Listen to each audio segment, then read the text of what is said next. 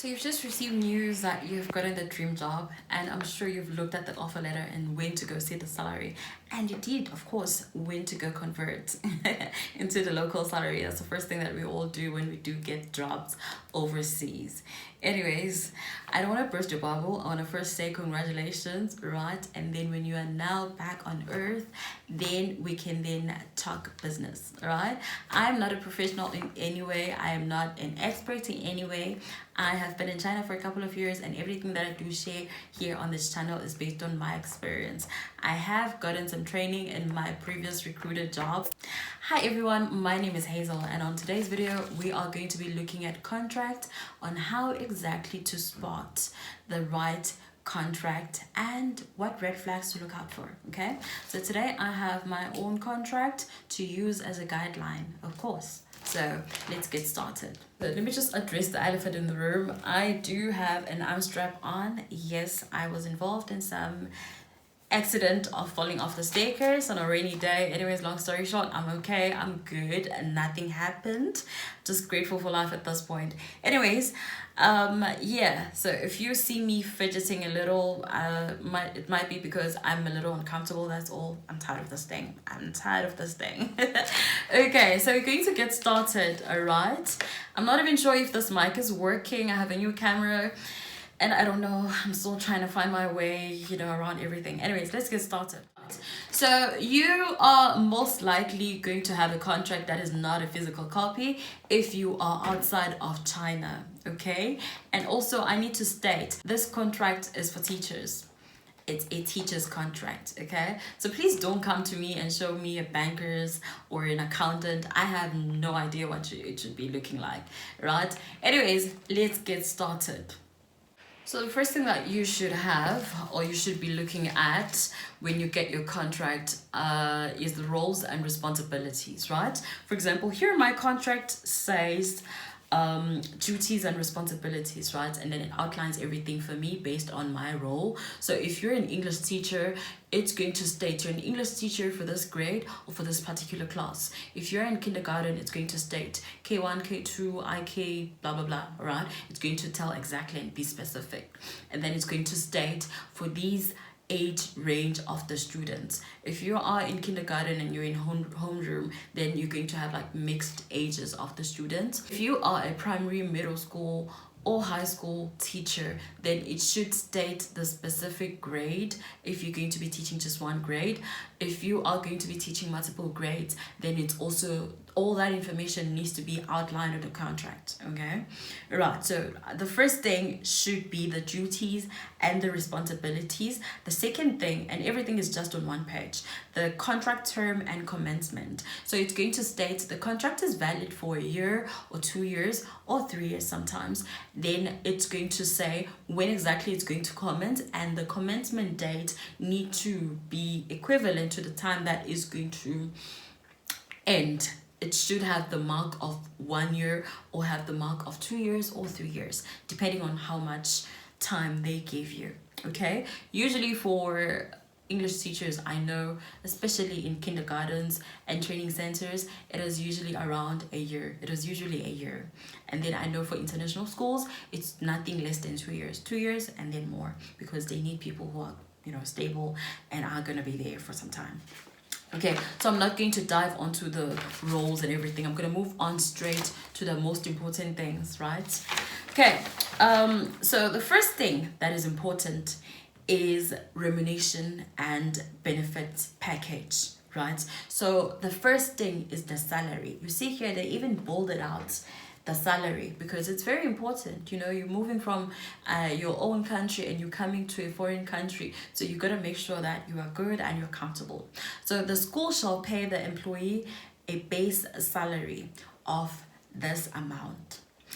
They need to state, is it before tax or after tax? Because if it's after tax, then it means the company is paying the tax on your behalf and you're just getting your salary after tax. If it's before tax, then you are not going to get like a stable amount, right? You pay tax basically, right? And that is up to the government how much you pay. So here they need to state clearly if your contract is before or after tax. They shouldn't just say this amount of money. Okay, right. Another important thing, this one is very, very, very important, and I cannot put the enough emphasis on this. They need to state which day is payday. Most of the time, if the school is somewhat decent, the payday should be on the 10th. Nothing later than the 15th. It's either the 10th or the 15th, because that is when most teachers get paid. But then you do get private institutions that, you know, kind of do things in their own way. So sometimes people do get paid on the 25th, and then you also do get training centers that would pay people on the last day of the month, which is a very horrible thing to do, if you do ask me. Anyways, you need to have a specific date that is specified. So it could either be the 10th of every month, could be the 15th of every month, 25th, or if it's a dodgy institution, then it's going to be the last day. But then the point is that it needs to be stated. Oh yeah, and also if you are doing any overtime, they also need to state how much you get paid per hour based on that overtime period. If you are going to be working on weekends, most likely if you are at kindergarten or any other institution that might require marketing, especially all private ones, you are then going to most likely be working on weekends, right? And they need to state how much, or the remuneration compensation package, right? Sometimes they might say, we're not gonna pay you money, but then we're gonna give you that day, right? So if you did half day on Saturday, then you are going to be now entitled to half day, so you can claim your half day any other time. Okay, right. Okay. The visa part and the residential part. For the visa, your visa must be sponsored by the company. I've heard people say that they pay for their own visas, they pay for their own work permits. Man, I've been there as well, and I can tell you that if a school says that you are going to be paying for all those things, it is dodgy as F. Okay, right, so the visa part, the type of visa they are sponsoring for you should be a Z visa, which should later then be converted into a resident permit, which most likely will be valid for a year and then gets renewed every year. Okay, the work permit, like I said, is sponsored by the company. If they say you need to pay for your own work visa, for your own work permit, run really fast. If they say they're going to offer you anything other than a Z visa, or anything that is not, how do I explain this thing? If they say they're offering you anything that is not a Z visa, run away. If on your work permit they put something that is not an English teacher or a teacher title, run away. Okay, anything else we will discuss further in another video some other time. Okay, cool. Right. Okay, probation period. Probation period is usually a month, sometimes it's 2 years. It's mostly equivalent to the duration of your contract. If your contract is going to be 1 year, then most likely your probation is going to be 1 month. If your contract is going to be 2 years, then most likely your probation is going to be 2 months, and so on. You get what I'm saying? Notice of termination. Okay, now this one is very important. Again, we're going to dive deep, should there be a need for this topic, in another video. Okay, notice is 30-day notice that you need to give should you choose to want to leave the company. Okay, and if the company chooses not to work with you, also they also need to give you a 30-day notice. Okay, cool. Anything that is more than a 30-day, if they say you need to give 2 months or 3 months, that is illegal, and you can fight that in court. Okay, housing support. So they're going to state, if you are in the school accommodation, then it needs to be stated here on paper. They need to state that you are on the school premises, or you are on the school accommodation. Okay, I know for most of my acquaintances who are at international schools, they do get given housing arrangements. For example, you stay on campus, on the actual school campus. Sometimes there are schools that give you a housing allowance. Now, a housing allowance is going to be that fixed amount. It is not taxable. Okay, your housing allowance, if they say it's 5,000 renminbis, it is forever going to be 5,000 renminbis for as long as you are with the school or within that contract period. Okay, it's not going to fluctuate in any way. It is not taxable. You receive it as is. Okay, another important thing, holidays, right? Okay, as stated here in my contract, the employee shall enjoy the following holidays: national holidays, foreign staff Christmas leave, paid summer break, and foreign staff New Year's. Foreign staff Christmas leave. This amount of working days holiday over Christmas may be taken only by foreign teachers who have been employed by the school year for a minimum of 3 months. Summer break. The employee who have been employed by the school for a minimum of 3 months shall be given this amount, X amount of working days summer break, to be taken during the summer months of July and August. So when now you get your holiday structure, they need to state how many days and all that stuff, like I've just read to you guys. Okay, so let's move on from the holiday. Now we are doing the bonus and benefit items. Okay. Travel bonus. At the completion of 24 months, I did say my contract was 2 years, of successful and consecutive employment, the employee shall be entitled to a travel bonus of up to this amount of renminbis. An additional annual travel bonus. Oh my god, I'm gonna get so much money. Okay, anyways, I am going to be getting all those bonuses at the end of my contract. Of course, considering that I would have completed my contract, I am not seeing why I'm not going to complete my contract, right? The amount of okay, irrelevant to you guys. Okay, the next important one is the medical insurance. Upon successful completion of the employee's probation period, the school agrees to provide the employee with 80% paid annual premium for international medical coverage during the remaining months of the contractual period. The same coverage is provided for all English specialists unless that coverage is not okay. No need for me to say that, all that part. Okay, so basically this means that for my school, our school chose commercial insurance for us, and that means it is international medical insurance. What does that mean? That means that the school pays 80% and I pay 20%, right? Which is barely like an amount anyways, right?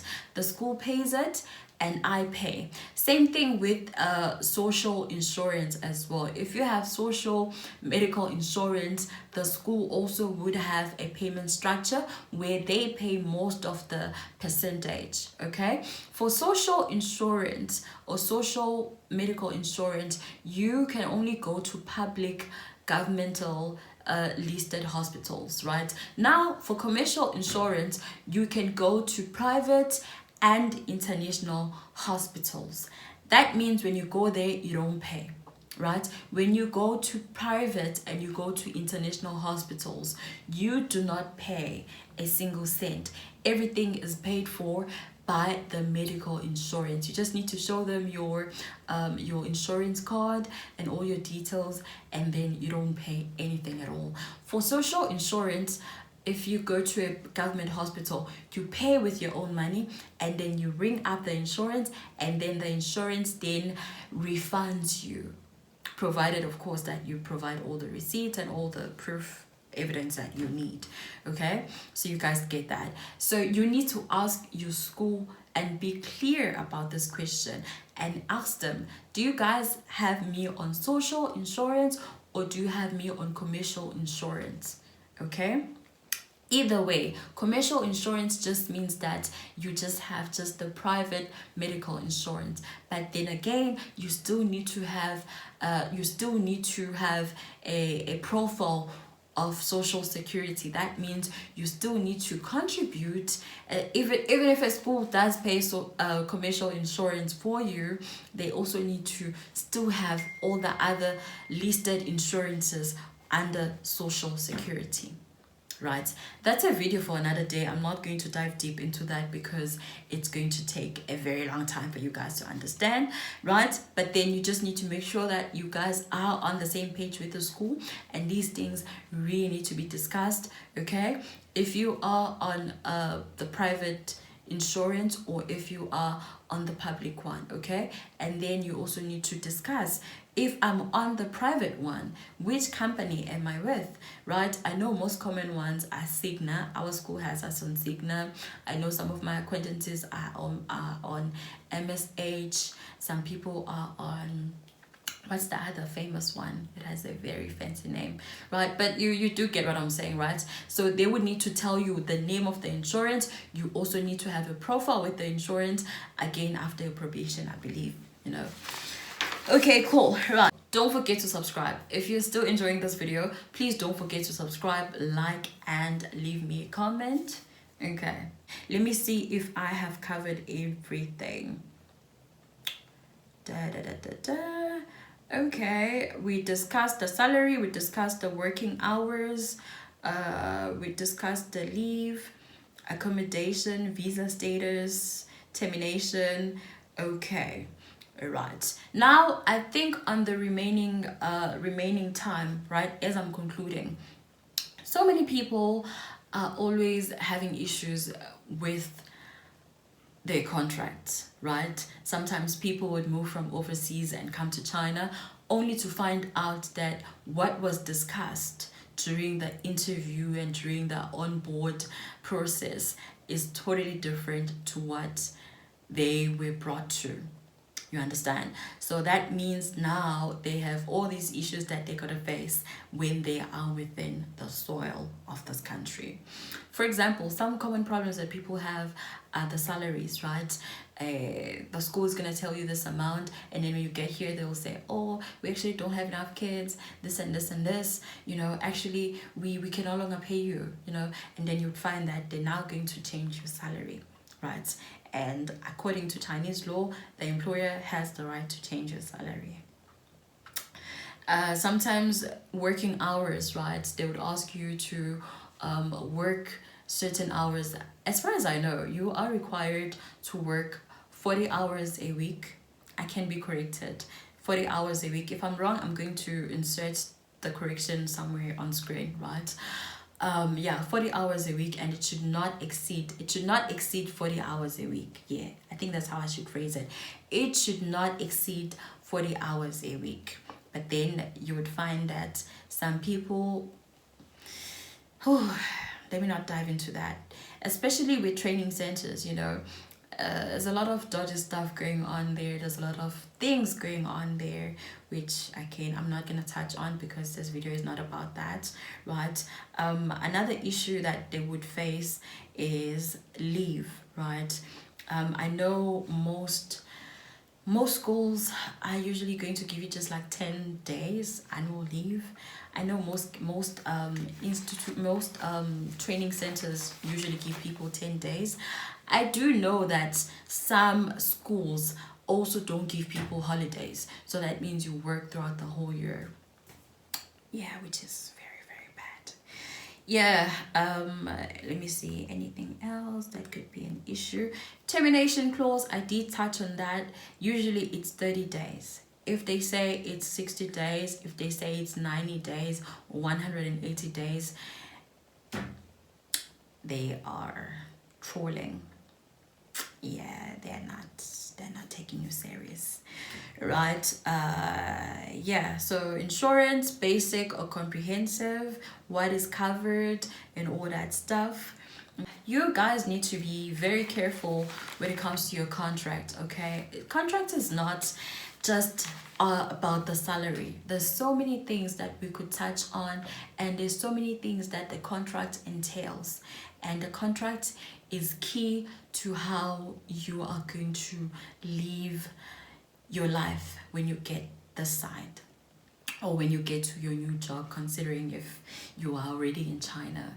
Okay, so it can make or it can break you. Yeah, your contract can make or break you. But anyways, if you did stay till this far, thank you so much for staying through.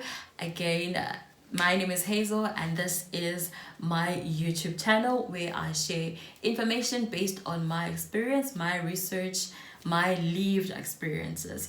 If you do have anything that might contradict, or you have any critic, please do list it respectfully on the comment section. Okay, thank you very much for watching, and goodbye.